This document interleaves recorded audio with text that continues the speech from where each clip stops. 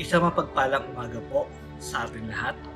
Ang ating pong teksto sa umagang ito ay matatagpuan sa aklat ng 2 Corinthians chapter 2 verse 10. At ang sabi dito, "Anyone you forgive, I also forgive. And what I have forgiven, if there was anything to forgive, I have forgiven in the sight of Christ for your sake." Maraming beses sa Biblia na tayo ay tinuturuang magpatawad sa mga nagkasala sa atin. Ngunit madalas ay nahihirapan tayo magpatawad. Lalo na kapag ang nagawang kasalanan sa atin ay malisyoso at nakakasakit at walang bahid ng pagsisisi ang tao na nakagawa sa atin ng kasalanan.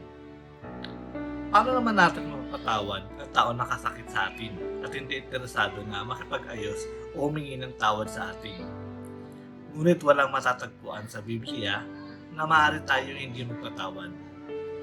Pagkus ay binigyan pa tayo ng malinaw na halimbawa sa pagpapatawad. Wala nang makakahigit pa sa sakit na naranasan ng ating Panginoong Hesus sa kamay ng mga tao at sa pagpapako sa Kanya sa krus. O di kaya ay ang pagpapataw ng kamatayan sa martir na si Esteban sa pamamagitan ng pagbato sa Kanya hanggang sa mamatay. Ngunit pareho sila na nagpatawad sa mga taong pumatay sa kanila.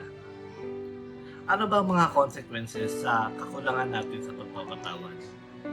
Sabi ni Jesus sa Mateo chapter 6 verse 15, "Sapagkat kung pinapatawad niyo ang mga nagkasala sa inyo, patatawarin din kayo ng inyong Ama na nasa langit.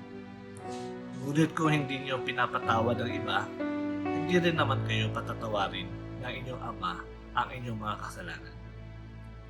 At sinabi pa ni Apostol Pablo na hindi interesado si Satanas sa pagpapatawad natin sa iba. Ang kakulangan o kawalan natin ng pagpapatawad ang nakakahadlang sa ating relasyon sa Panginoon, pati na rin sa ating spiritual at physical well-being. Kukumbinsin tayo ng dyablo na hindi natin kailangan na magpatawad, o kaya hindi naman ganun kagrabe ang kasalanan sa atin, o iba pang mga paraan para tayo ay hindi magpatawad.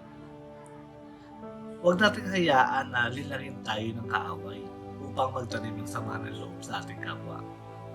Bagkus ay labanan natin ito sa pamamagitan ng pagkukusa sa pagpapatawad sa ating kapwa sa lahat ng oras at pagkakataon. Magandang umaga.